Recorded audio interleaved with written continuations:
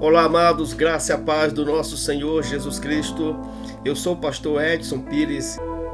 Quero mandar um abraço para todos os nossos irmãos da Igreja Manancial de Vida de Pinheiro e também de São Luís, no Maranhão, e os meus alunos do curso online Anjos e Demônios. Então vamos lá. Não esqueçam que as inscrições já estão abertas para o curso online Autoridade do Crente na Batalha Espiritual.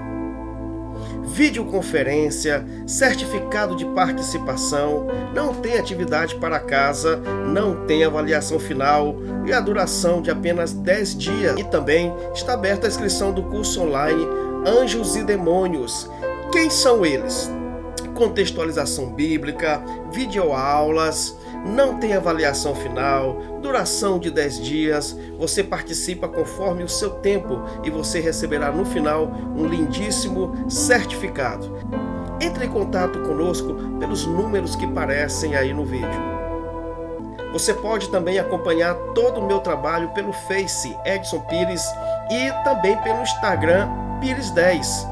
Tudo sobre guerra espiritual. Mas antes, inscreva-se no canal, deixe o seu like e compartilhe esse vídeo. Então vamos lá. Vamos falar hoje sobre os querubins, sobre os arcanjos, sobre os serafins. Vocês conhecem esses anjos? Na Bíblia aparecem vários anjos. A maioria deles não se identificam e apenas 2 são mencionados, o anjo Miguel e o anjo Gabriel. O que é um serafim? Qual é a função dos serafins? Serafim é um tipo de anjo que está na presença de Deus e louva a sua glória. A Bíblia não nos dá muito detalhes sobre os serafins, mas parecem ter uma função distinta de outros anjos. A única passagem da Bíblia que fala sobre serafins é em Isaías capítulo 6, dos versículos 2 e 3. Quando Isaías foi chamado por Deus para ser profeta, ele teve uma visão de Deus sentado em um trono, acima do templo. Em volta havia serafins que proclamavam a santidade e a glória de Deus uns aos outros. Suas vozes fizeram tremer o templo. Então, o que Isaías viu? Cada serafim tinha 6 asas. 2 asas cobriam o rosto, 2 que cobriam os pés, 2 também para voar. Qual é a função dos serafins?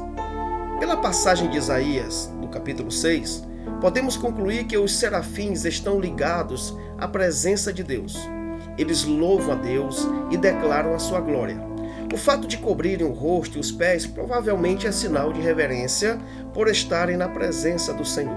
Assim como os outros anjos, parece que os serafins também podem entregar mensagens de Deus aos homens. Os serafins da visão de Isaías lhe trouxe uma mensagem de salvação, declarando oficialmente o perdão de Deus para os seus pecados. Essa mensagem só poderia vir de uma ordem de Deus, porque só Deus tem poder para perdoar os pecados. Quem são os querubins? Querubins são seres celestiais criados por Deus. Eles dão glória a Deus no céu. A Bíblia não nos dá muita informação sobre os querubins e sua função. São seres espirituais, como os anjos que servem a Deus. A tampa da Arca da Aliança, por exemplo, tinha a imagem de 2 querubins que cobriam a arca com suas asas. Está lá em Êxodo, capítulo 25, do versículo 19 ao 21. O tabernáculo e o templo também eram decorados com figuras de querubins. Na Bíblia, os querubins estão sempre ligados à presença e à glória de Deus. Um salmo descreve Deus montando em um querubim. Salmo 18, do 9 ao 10. Parece que a função dos querubins é ser uma espécie de escolta de honra da glória de Deus. Os querubins também foram colocados como guardas do Jardim do Éden depois da queda. Qual é a aparência de um querubim? A Bíblia não tem muitos detalhes sobre a aparência dos querubins, mas diz que são seres com asas. O profeta Ezequiel teve uma visão com 4 querubins e os descreveu assim. Eles tinham aparência de homem, com algumas características diferentes. Ezequiel capítulo 1, versículo 5. Eles tinham pés como de bezerro. Esses pés reluziam como bronze. No versículo 7. Mãos humanas. Debaixo das asas, Ezequiel percebeu que eles tinham mãos humanas. No versículo 8. 4 rostos. Cada querubim tinha um rosto humano, um rosto de leão, um rosto de boi e um rosto de águia. No versículo 10. Isso não quer dizer que os anjos tinham 4 rostos, né? Mas havia toda uma simbologia, toda uma mensagem com essa visão que Ezequiel teve. Eles tinham 4 asas. 2 asas cobriam o corpo e outras 2 tocavam nos outros querubins. No versículo 11.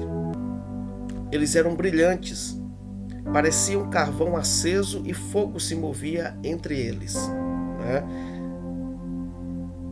Ezequiel capítulo 1, versículo 13.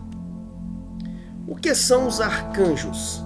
São os anjos principais ou anjos da mais alta ordem. Na Bíblia, aparece apenas 2 vezes e apenas no Novo Testamento. São enviados por Deus em missão de maior importância junto aos homens. São anjos poderosos, já que eles cuidam de diversos aspectos da existência humana. Os 2 arcanjos mais conhecidos são Gabriel e Miguel. Eles são mensageiros que trazem a palavra divina, considerados como os mais importantes intermediários entre os mortais e Deus. Qual o significado dos nomes de Miguel e Gabriel? Miguel significa quem é como Deus. Gabriel significa o poder de Deus, ou mensageiro do Senhor, como ele é muito conhecido popularmente. O arcanjo Miguel aparece 5 vezes na Bíblia. No livro de Daniel, nos capítulos 10 ao 12, tem registrado a participação dos arcanjos. Um anjo apareceu ao profeta Daniel em uma visão e lhe explicou que só não tinha chegado mais cedo porque o príncipe da Pérsia, uma espécie de agente de Satanás, o impediu. Mas quando o arcanjo Miguel chegou e o ajudou, ele conseguiu chegar até Daniel e lhe entregar a mensagem. Em outro momento nessa passagem, Miguel ajudou na luta contra o príncipe da Pérsia e da Grécia e tinha recebido ajuda do anjo da visão de Daniel. Outra participação, o arcanjo Miguel virá no fim dos tempos e terá um papel importante que não é explicado no livro de Daniel. No livro de Judas, já no Novo Testamento, no capítulo 1, versículo 9, o arcanjo Miguel entrou em uma disputa com o diabo pelo corpo de Moisés, quando mesmo tinha morrido. Nessa disputa, Miguel mostrou sabedoria a não entrar em difamações, mas deixou a repreensão para Deus.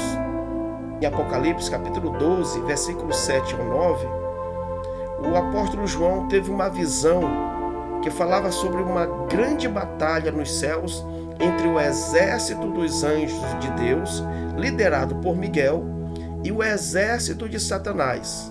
Nesta visão, Satanás perdeu e foi lançado à terra. Por essas referências, sabemos que Miguel é um arcanjo, um príncipe entre os anjos, ou anjo principal. Ele tem mais poder que alguns anjos e ajuda na luta contra os elementos mais poderosos do exército de Satanás. Miguel é um grande guerreiro e defende o povo de Deus. Quem é o anjo Gabriel? O anjo Gabriel é um mensageiro de Deus. Na Bíblia, ele anunciou a vinda de Jesus ao mundo. Não temos muitas informações sobre o anjo Gabriel, porque o mais importante é a sua mensagem. Ele apareceu pela primeira vez na Bíblia quando foi interpretar a visão de Daniel sobre um carneiro e um bode. Gabriel apareceu a Daniel na forma de um homem e lhe explicou que a visão era sobre os tempos do fim. Isso está registrado em Daniel capítulo 8, do versículo 15 ao 17. Mais tarde, Gabriel apareceu outra vez a Daniel, depois que ele orou a Deus pedindo perdão pelos pecados de seu povo.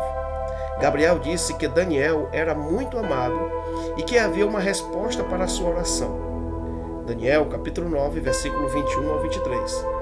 Gabriel lhe contou a profecia das 70 semanas, anunciando a vinda do ungido, que era o nosso Senhor Jesus Cristo. Muitos anos depois, o anjo Gabriel apareceu ao sacerdote Zacarias quando ele foi oferecer incenso a Deus no templo. Gabriel lhe disse para não ter medo. Zacarias e sua esposa já eram idosos, mas o anjo Gabriel lhe contou que ele teria um filho chamado João. Esse filho iria preparar o povo para receber o Salvador. Zacarias duvidou da mensagem. Gabriel lhe explicou que ele estava sempre na presença de Deus e que ele foi enviado para lhe dar essa mensagem.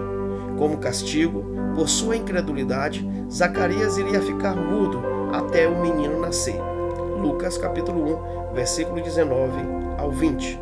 6 meses depois de falar com Zacarias, o anjo Gabriel apareceu a uma jovem chamada Maria. Está lá em Lucas capítulo 1, versículo 26 ao 28. Ele saudou Maria e lhe disse para que ela não tivesse medo, e que ela iria ficar grávida e dar à luz ao Filho de Deus.